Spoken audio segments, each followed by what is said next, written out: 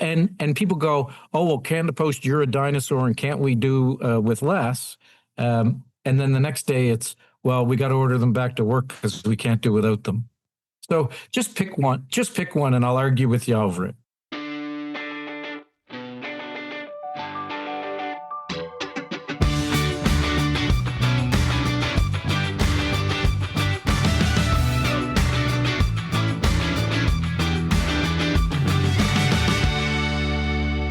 On Closer Look on this Thursday night, getting set for baseball again. Hey, speaking of baseball, coming up tomorrow night on the program, excited about this. The host of Blue Jays baseball on Rogers Sports Net, Jamie Campbell, joining us on the program. That's a big interview. That's a great get for right before the playoffs, or right before their playoff series. Absolutely. Starts. Jamie spent many years now kind of in the behind the left field seats, right? That's where his desk is, right? Second level, 200 level. And that's where he and Joe Siddle or Caleb Joseph sit. And it must be weird, like a fishbowl kind of thing, right? Because you've got thousands of people walking by. All screaming at you. Waving. Hi, well, that'll be one of the questions. What's the weirdest things a fan has asked you to do for them while you're sitting there? I bet you're really not hidden at all. Like I'm assuming there's like a little bit of a barricade around there, but and I've been there. But it's not much. Not much. No, he didn't invite you on the show. No, he did not. Anyone athletic, not me, could jump that barricade if they wanted to. Well, there have been 2 questions already for Jamie. All right. See, prep work's done. Check. Just like that. Good night, everybody. Okay, tonight, very important show. The Canada Post strike a week today, actually, yes. That it started. Second one since December. Mm-hmm. And the numbers are staggering. Let me read you some of them. Canada Post has racked up a cumulative $5 billion in losses since 2018. Some nights my diction is not that good. That was with a B, 5 billion. Last year alone, losses hit 1 billion, and this year projected to be even worse. Then there's this reality. Since 2019, Canada Post's share of parcel deliveries has plummeted from 69% to a mere 24%. It's wild, right? And of course, the federal government last week announced some sweeping changes to how Canada Post operates. They're now going to allow for the end of door-to-door delivery to homes across the country. They are lifted a moratorium on shutting down rural post offices. Right. And they're basically saying, the numbers you just pointed at, enough's enough. We need to bring in some drastic change to survive. We're basically insolvent. And we need to do some major changes. And on top of that, the CEO of Canada Post issued kind of an open letter that a lot of news organizations published, including a lot of our sites, explaining to readers why they're doing what they're doing. And of course, this announcement triggered another strike by the Canadian Postal Workers Union. Right. Obviously, they have differing opinions on what's being said here and what the spin is. But this is a great opportunity to. We've asked Jim Gallant to come back on the show. He's becoming a regular. Yeah, he's a negotiator with the union, and he was on our program during the last strike, and because back then the issue was, is this going to ruin Christmas? But there's a lot bigger issues at play here because the field of play has kind of changed here, right? Certainly has. The government's announcing some major changes. They're paving the way for those changes that have been kind of talked about for a long time. Yeah. And the union is, again, saying, no way, we don't support this. We're back on strike. Things have ground to a halt. And I'm really interested to hear kind of how Jim feels about some of these changes and what their vision is going forward, what the union thinks is a better way forward. So he's joining us now. Postal workers are on strike again. The second labor disruption in less than a year at Canada Post. The trigger this time was a major announcement last week by the federal government paving the way for Canada Post to phase out home delivery and axe some rural post offices. Joining us tonight is Jim Gallant, a negotiator with CUPW, the Canadian Union of Postal Workers. Jim, welcome back to Closer Look. It feels like we just did this. Yeah, thanks for having us on. It might feel that way for you, but it feels like this has been years, right? Jim, lots to cover tonight, but let's start with the timeline. Canada Post and the union have been locked in negotiations for nearly 2 years now. And if I understand this right, the corporation was just about to table new offers to the union last week when the feds came out with their big announcement. Were you caught off guard? Were we caught off guard? We were with the announcement. The minister, for the first time in the 2 years that we've been talking, it was the first time the Friday previous we met with him for. He gave us 30 minutes, and we thought that was odd, and we weren't quite sure what was going on.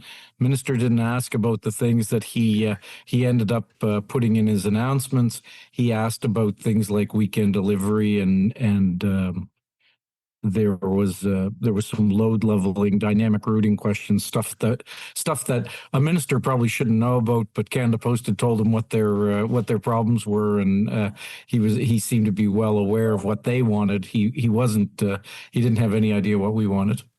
Jim, the feds are basically saying, you know what, enough is enough. Canada Post has lost billions. It's essentially insolvent, and some drastic changes need to be made immediately to even keep it going. Are they wrong? Yes and no. When Doug Ettinger showed up in 2018, 2019, there were billions of dollars in the bank. The cupboard was full, and they decided that they were going to spend a whole bunch of money, and they were going to call it strategic spending. We're gonna update things. They built a plant in Scarborough, the Albert Jackson plant. You look at it, it's you can see 18-wheelers lined up for it seems like a mile there. New infrastructure. They bought some electric vehicles. They are always buying a lot of vehicles. We used to walk the mail. We don't anymore. So they were switching over to mobile routes. So all of a sudden you have a route that used to take a $5 cab ride, and all of a sudden you need a $75,000 vehicle. Those are big costs. They show up on the corporation spreadsheet as correct spending, and there's nothing untoward, but it means that you've spent a lot of money and you didn't necessarily need to. You could have kept walking the mail. They ended up spending all the money that they said they were going to spend, and that was $4 or $5 billion at the time. And then all of a sudden, it became catastrophic loss, and they're talking about a $400 million loss in the second quarter, and $10 million a day now. Well, we're on strike. So I don't know what they expect. Canada Post is not going to be profitable when there's not a collective agreement in place, and and there's no stability behind it, because customers obviously stay away because they're worried their mail won't get delivered. So those are the things that are going on. So do we think that they've lost money? Sure, but one of the things that the minister has said is that there's going to be they're going to update postage rates. We had given him the suggestion that it be done like inflation, and I think that they've taken that suggestion. But in the first two quarters this year, on January 13th, there was an increase in postage that hadn't happened in about a decade, or properly anyway. The postage went up, and the corporation had $370 million, over $370 million in new revenue on the same amount of mail. So if you extrapolate that over the year, it's about $1 billion that's going to come in new. And what was the number that they keep saying that they're out? Oh, yeah. $1 billion. Jim, remind me, as of today, how many workers do you represent? It's a little over 50,000. It's always a moving target, but we represent probably about 5,000 less than we did just a couple of years ago, and probably about 15,000 less than we did at the peak. As mail volumes come down, obviously a letter carrier can go to more houses. So because you don't get paid to deliver to the house that has no mail. You only get paid to deliver the ones that you do. Okay, so of that 50,000, how many do you worry now could lose their jobs after this announcement? It'd be in the thousands. We're not sure. The government is. It's like a scattershot that they made. They say that they're gonna get rid of door-to-door delivery. Then they're gonna maybe go to alternate day delivery. And they're going to extend the standard for a piece of mail to 7 days. So if that all happened in your neighborhood or at your address, think about that. You're not going to get your mail. A parcel's not going to come to your house anymore. It's going to go down the street. the carrier's not going to go there every day. They're only going to go there maybe every second day. And so, it could be half of the delivery people. Now, that's not half the jobs. Because there's a big staff inside as well, right? So, but it's thousands of jobs if they were to do what they say they want to do, and it all came to fruition. I want to ask you, Jim, about some of the things that you think they should be doing instead of some of the plans they've announced. But let's go through some of these individual things that they've announced and kind of talk about them. The home-to-home delivery has kind of been a political football for a long time. It's been talked about, thrown out there as something that they may or may not do. I think now it's 1 in 4 houses don't get. Is that correct? I mean, that's what they're claiming. Yes. Yeah. Is that accurate? Is that true? But when they do it, they kind of screw around with the numbers. If you're in an apartment building, sometimes that's to the door, and when you're in an apartment building, sometimes your lobby doesn't count to the door. So they always screw around with the numbers a bit. But it probably is that. And so, but is it time though that maybe we live in a world where home-to-home delivery isn't necessary anymore? Well, so.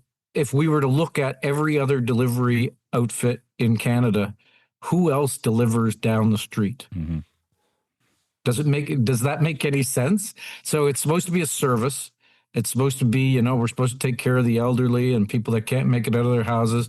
And instead, if you or I want a parcel delivered, I'm going to send Scott a parcel, and Scott's going to send Jim a parcel, and the parcel's not going to go to into his hands, not be attempted to his house.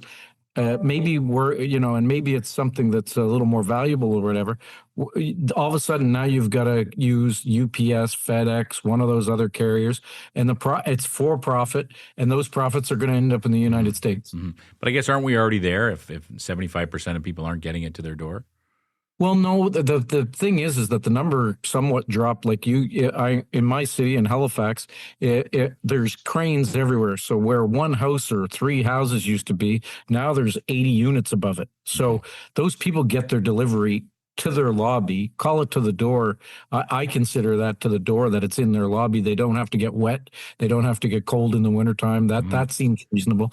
But now what they want to do is take every neighborhood, and it turns into a political football because the cities don't want it, but Canada Post could force it. All those things happen. You remember Denis Coderre in Montreal with a sledgehammer trying to get rid of the damn things. So that's it really is, and it really is a problem. And Canadians need to be the ones that make this decision, not the people at Canada Post, and be sure that this decision is not Minister Lightbound's decision. Go back to November last year, look at Canada Post's news briefings. It's their Christmas list. This is what we want for Christmas.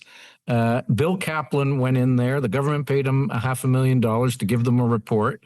They got the report they paid for. It's exactly what Canada Post said it should be. He ignored 900 submissions from Canadians, municipalities, First Nations, small business, medium business. You can go in. They're all public. They're all available publicly. And he ignored them all and sided with Canada Post. He ignored the union too. Called me a few names. I think he didn't call them in the report, but he at the commission he called me names, and we end up there. And Minister Lightbound then says, "Oh well, I'm going to follow Bill Kaplan." Well, he's not following Bill Kaplan. He's following about 20 executives at Canada Post that go, "Boo-hoo, we can't provide the service that Canadians have already talked about and already have. It says that there will be this service," and they go, "Well, we can't provide it." Well, that's bad management. Mm-hmm. You obviously saw that the CEO of Canada Post issued an open letter to Canadians. It was published in a lot of news. I see you giggling and covering your face. It was published It's not laughter. It's painful. Well, let's talk about some of that pain. I mean, basically, the gist of that letter is that I think the word taxpayer is in it 7 times, that we need to stop treating the taxpayer this way, and it's the taxpayer that's footing the bill for what's happening at Canada Post. Go back to November and see if taxpayer was even there one. Mm-hmm. That's what I was going to ask you. So that's the buzzword. Yes. It's always buzzwords, right? So now the government is saying taxpayer, so that and they loaned them $1 billion, and the taxpayers loaned the corporation $1 billion. if we had a collective agreement last December, they wouldn't have needed the loan. If they had put the stamp up the way they have now with that extra 370 plus million, because there would have been even more mail in the system. They are screwing this corporation into the ground, and the only outcome that can be extrapolated down the road, and it doesn't have to happen while I'm alive, but they will screw the corporation into the ground, and private companies will come in. All those companies charge 3 times more than Canada Post does, and people go, "Oh well, are you sure you're not going to lose all these customers in Canada?" Well, we're not going to lose them all because most of them can't afford the other carriers, and if we're not there to keep that, equality, then those companies can charge a lot more. They're only charging 3 times more now, but they could charge 5 times more. What can you do about it? There's nobody to go to, like Canada Post, to deliver those parcels and deliver that mail. So I guess the billion-dollar question is, what's the alternative then to what the CEO has laid out in his open letter to Canadians about ending door-to-door mail delivery, about taking out some rural post offices? What's the answer to get this ship back going the right way? Well, it is a self-adjusting ship. Like I said, there's about 15,000 less workers delivering the mail than there was 20 years ago, 30 years ago. So those things are already happening. But the question gets to be is they admit, even in their quarterly report, that they made an extra 370 million in revenue. They say, "Oh, we lost money." But the reason they lost money was because they won't sign a collective agreement with us. If they had that extra revenue from the year before, they wouldn't be in the trouble that they say they're in. Mm-hmm. So, they need certain things. The first thing was they needed more revenue, and they haven't. Mm-hmm. We said that we were going to find a way to do straight time weekend delivery for them. We offered that. If those two things come to fruition, and one has, and the other one's sitting there waiting for them in a collective agreement that we've offered them, why do they need all these other things to inflict more pain on the worker? That's what I was going to ask you. So, what are the sticking points? Is weekend delivery the big thing you're offering to do? Weekend delivery? They see it the way that they. It's back and forth, and it's always a story where they go, "Oh, well, you're trying to represent people that don't work here yet." Because we're trying to up the minimum rates of wages and stuff. But they go, "Oh, we have these people that are teachers and students that just want to work Saturdays and Sundays to deliver parcels." And we're like, maybe me as a letter carrier in Halifax, I'm getting later on in my career. Maybe I want to deliver parcels on a Saturday and a Sunday, and I want to take it a little easier where I don't have to deliver those Monday volumes. Maybe that's my day off. Mm-hmm. And they won't hear of it. It's all part-time, and that causes all kinds of problems. It means that that the next generation's not going to have what we had, and that seems to be the theme in Canada. We're trying to make sure that it doesn't turn into a gig economy. That seems to be the idea. Is the CEO says letter to be a leaner, meaner machine that can be more flexible, and that seems to speak to that we want to be more like that gig economy we've seen. I can tell you they can't be any meaner. That's the first thing that I'd tell you, because these people are assholes from sun up to sundown. I hope you're still not, the CRTC still not bothering you guys, right? No, we're good. No. Yeah. They did call us after your last interview, but we talked them off the ledge. I mean, there's a swear jar, Jim, for the beer fund, but other than that, you're good to go. They really, they go out of their way to screw with workers every day. There's tens of thousands of grievances in the system. When we have something, if I go, Scott should be doing that, not me, and Scott should get paid for that, they go, shut up and grieve it. Do it now and grieve it later. So then Scott doesn't get paid for it. I'm forced to do it. I get paid, and then Scott grieves it and Scott gets paid. We're telling them ahead of time, don't do those things. But management continues to do all these crazy, stupid things, and it's costing them a ton of money, and it leads to the position that they wanted to be in today, October the 2nd, 2025. They wanted the cupboard to be empty, and they want to crush a union and gut a collective agreement. So, Jim, as we move forward now, what's the top priority from the union's perspective? I would assume it's job protection. Well, no, the most important thing right now is to get a collective agreement that's ratifiable by the membership, which means there needs to be raises, there needs to be job protection, there needs to be, health and safety concerns dealt with. All those things are there. So the collective agreement is the most important thing. And then this second thing, like I said earlier, is the government interfering and trying to cut the service to where, basically they're blowing up the post office. Jim, the Globe and Mail had an editorial this week, I believe yesterday, where it just said the union is spectacularly or members are spectacularly ill-served by union leadership determined to protect a labor model that threatens the existence of Canada Post and the jobs of its workers. I don't know if you saw that editorial, but how do you respond to that kind of thinking when people say that? I say that I'm a 37-year employee. People like Doug Ettinger are, he's been at Coca-Cola and Scottsburn and all kinds of places, some unionized, some not. None of them were a public service. These are business people. And it seems like every time we get a big business person, they don't know how to deliver a public service. And if you take your money and you're going to retire and you're putting your money in an account and you decide, hey, I'm gonna take chances, and you lose all your money. That's what these guys are like. They take chances. They said they were going to make strategic investment.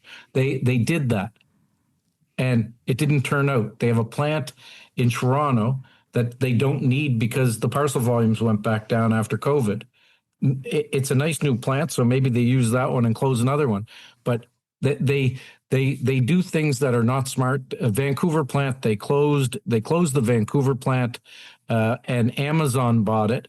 They built a new one themselves. Amazon spent a quarter of what they did building a new plant, and Amazon is using our old plant. Those are the sorts of things that they do, and it's with Canadians' money.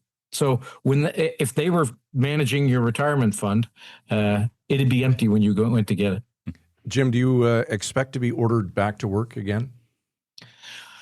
I don't expect it, but it wouldn't surprise me. I know that people are calling all kinds of ministers, including Minister Hajdu, and she'll come out and say, I can just hear it now. It's the same echo from all the other strikes. Oh, I had to order them back to work. Workers were calling me. Workers were calling you to tell you to keep your nose out of it. And all of a sudden it'll be, no, workers wanted to go back to work. Workers want to go back to work. Absolutely. That is the message, with a collective agreement that is ratifiable by the majority of the membership. 70% of the members of both bargaining units told them, we're not buying what you're selling. And for the question that you asked earlier, people are being underserved by their union. We're representing what the members are telling us. They told us they didn't want this crap, and 70% of them agreed with us. I guess the follow-up to that, Jim, would be, would your members follow a back-to-work order? I am not the amazing Kreskin. I know that people there were many people angry with us that we did not defy in December. They've watched teachers, nurses, other workers, CUPE with the flight attendants defy legislation, and see that there's outcomes that can be better than going back to work and waiting for the boss to cut you again, death by 1,000 cuts. So I can't speak for everybody. I know what I would do. Mm-hmm. Can I ask you just a couple more questions, Jim? We appreciate all your time. I just want to ask you to respond as well. I'm sure you saw the Canadian Federation of Independent Businesses put out a statement today urging the government to immediately end this strike, send you back to work. And they pinned the blame on you. They said it's extremely disappointing that the union has chosen to punish Canada Post's remaining customers rather than work with the corporation. How do you respond to that? So I haven't seen that. You're the second interview that's mentioned it, and I wish I had seen it. But what I can say is the Federation of Independent Small Business is not our enemy. But they never reach out to us. They always put statements like this out, and sometimes it's about because our wages are higher than some of their employees' wages. But in this case, on the weekend, I was on CBC in the morning.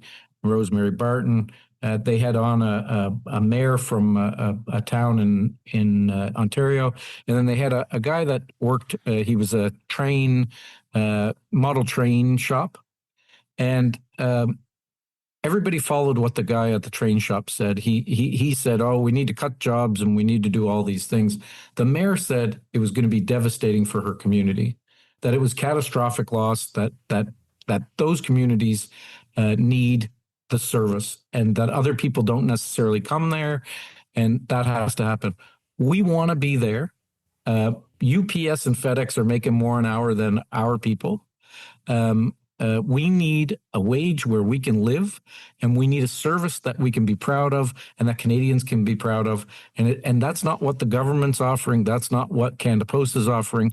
And Doug Ettinger, he's at the end of his an 8-year stint or whatever, and this guy would not be the head of any company that was for profit, that had real shareholders. He'd be gone. So we really need a change, and the government could do us a big favor by getting rid of another guy. Alex Brisson is now the head of operations. It's bad news for Canada Post. He came from CN and screwed everything up there. And when he was done screwing things up there, he went to Canada Post. These guys are for hire henchmen that just they kill everything. Do you think Canadians are on your side this time, Jim? I think Canadians are. That mayor the other day saying that they need the service. Go back and look at those public 900 submissions to Bill Kaplan, and the majority of them that he ignored say that the service is essential. And I don't call it essential. Because it's needed. It needs to be there. We are a big wheel in the economic economy, or the economy engine, and we also have things like we send out ballots. People are talking about ballots these days for elections. We take care of that sort of stuff. So we're part of the democracy engine. We're all those things. And people go, "Oh, well, Canada Post, you're a dinosaur, and can't we do with less?" And then the next day it's, "Well, we got to order them back to work because we can't do without them." So just pick one. Just pick one, and I'll argue with you over it. All right. I'm going to pick one final question to ask you, Jim. To the average person watching the show tonight or listening to the show who may not know the ins and outs of what's going on the way that, certainly the way that you do, but they hear this, the Canada Post is losing or was losing $10 million a day, that postal workers, may get paid for an 8-hour day, but if they can get the route done in 4 hours, they're good to go. Billions and billions and billions of dollars lost. To those people, what do you say? I say that the numbers aren't what they say they are. Obviously, when you say $10 million, do you think that every day they're losing exactly $10 million? It could be 6 and they're saying 10. I don't know what the number is, and we don't want to be losing money. We think that it is a sustainable service, and that they waited, they wanted a fight. It's the same fight that they were having with us in 2016, and they have screwed it, not increased postage. How do you go through 10 years and have an increase of 2% or whatever it was? Like, there had to be a 10% increase, and that 10% increase is still lower than inflation was over those years. And now we see what the number could be at $370 million in the first 2 quarters, a little over that. That's how it's sustainable, and that's without one change otherwise. And the problem is the government's now saying we're going to close. There's 4,000 post offices that are protected under the rural moratorium, and we're going to close some of them. Which ones? Like, there's nothing there. And if we weren't in a strike position, this might happen and never make the news. That's the problem, because they'd do it and people would wake up in the morning and it'd be gone. And because all of this is going on, and because we're in a strike position, they had to be a little more open, and we caught them. All right. Before we let you go, Jim, final word, anything that you want to add? Canadians need to use it or lose it. The government needs to stop using multinational companies and small gig outfits where they're hiring people at minimum wage and below minimum wage in a lot of places because they're paying them by the piece, and that's not good for the economy. But people look the other way because big business people make money on the backs of workers. We've got to stop that. Canada can be a better place. All right. From Halifax tonight, there's Jim Gallant, negotiator with Cup W. Jim, appreciate the time. Always good to see you. Yeah, anytime, guys. I'll tell you one thing. The boss can say a lot about our work ethic, but today we certainly did not mail it in. No, we did not mail it in. That's a good one. That's a good one, Scott. It was. They call that low-hanging fruit in the biz. You know what? I really did enjoy that conversation. Yeah. Because if you read the open letters we all have from the Canada Post CEO, it's very to the point. It's very succinct and blunt, and makes a point on all those things about why they're doing it, and it's pretty convincing. But there's always 7 sides to a story, right? So it's interesting to talk to a guy like Jim, who I think he said he's been doing this for 37 years. Yeah, very well-spoken guy, and he is obviously does the rounds on the interview shows when it's time to talk about posting and stuff. But it does. It's a fascinating conversation. I mean, when you look at the numbers and you listen to what a lot of experts say, there's just no way to sustain this, and this is taxpayer money that is going toward keep propping this thing up. No question. But at the same time, there's lots of other things to take into consideration. So we had the conversation. People can listen and see what they think. And we should also point out that we have reached out to the president and CEO of Canada Post, at least the comms team, to see if he would come on. And so far, no response. So he's coming on next week? You never know. Never know.